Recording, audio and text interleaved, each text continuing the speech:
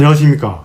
개인회생위원 법원 출신 법무사 남태영입니다. 오늘은 개인회생을 신청한 경우 법원에서 채무자에 대해 가장 많이 소명을 요구하는 보정사항에 대하여 몇 가지 말씀드리겠습니다. 개인회생제도는 채무자의 입장에서는 많은 채무를 탕감해주는 아주 좋은 제도입니다만 이러한 제도를 악용하는 채무자도 있습니다. 법원은 개인회생 신청서를 조사한 후에 제도를 악용하여 채무를 탕감받으려는 채무자를 찾아내어 개인회생 신청을 기각하는 업무를 수행합니다. 먼저 가장 중요한 건 최근에 대출을 받은 경우입니다. 일반적으로 최근 채무라고 하며 최근 1년 안에 발생한 채무를 말합니다. 최근 채무에 대해서는 법원에서 최근 대출금의 사용처와 사용 내역을 증명 자료를 첨부하여 소명하라고 합니다. 만약 채권자가 최근에 대출을 받은 돈의 사용처를 정당하게 소명하지 못하는 경우 그 돈을 모두 청산가치에 반영해서 변제금을 올리라고 하므로 채무자는 매월 납부하는 변제금이 올라가기 때문에 최근 대출금의 사용처를 정확하게 소명하는 것이 중요합니다. 최근 대출금의 사용처가 카드나 대출금 돌려막기나 생활비에 사용하는 경우에는 크게 문제가 되지 않습니다. 그리고 법원에서 중점적으로 보는 사항은 최근에 직장을 바꾸는 경우입니다.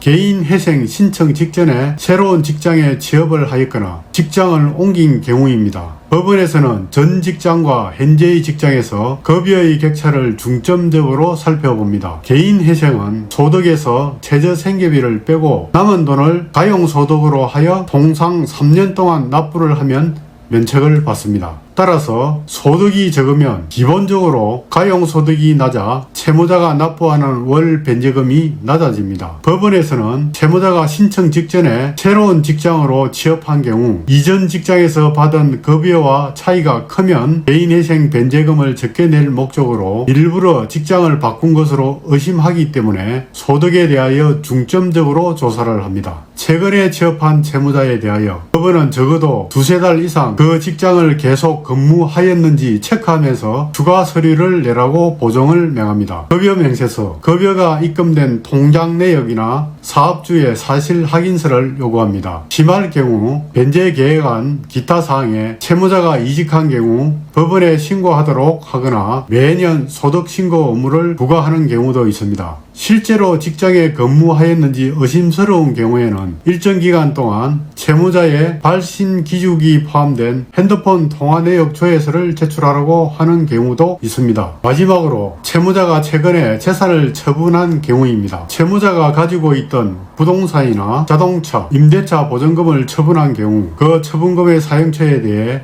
중점적으로 조사를 합니다. 법원에서는 채무자가 재산을 처분할 수밖에 없는 사정을 소명하게 하고 정당한 소명이 없으면 고의로 재산을 감소시키기 위해서 처분한 것으로 의심을 하게 됩니다. 결과적으로 재산 처분으로 발생한 돈을 어디에 사용했는지에 대하여 소명하라고 보정을 명합니다. 이상으로 개인회생을 신청한 경우 법원에서 가장 많이 보는 조사 사항으로 최근 대출이 있는 경우와 최근에 직장을 옮긴 경우 그리고 최근에 채무자가 자신의 재산을 처분한 경우입니다. 위 사항에 해당하는 채무자는 신청 직전에 반드시 전문가의 상담을 통하여 자신의 권리를 보호하시기 바랍니다. 전국 어디서든 전화 상담이 가능합니다. 전화 상담 후 사건 진행에 아무런 문제가 없으므로 편안하게 연락 주시면 친절하게 안내해 드리겠습니다. 위 영상이 도움이 되셨다면 구독과 좋아요 부탁드립니다.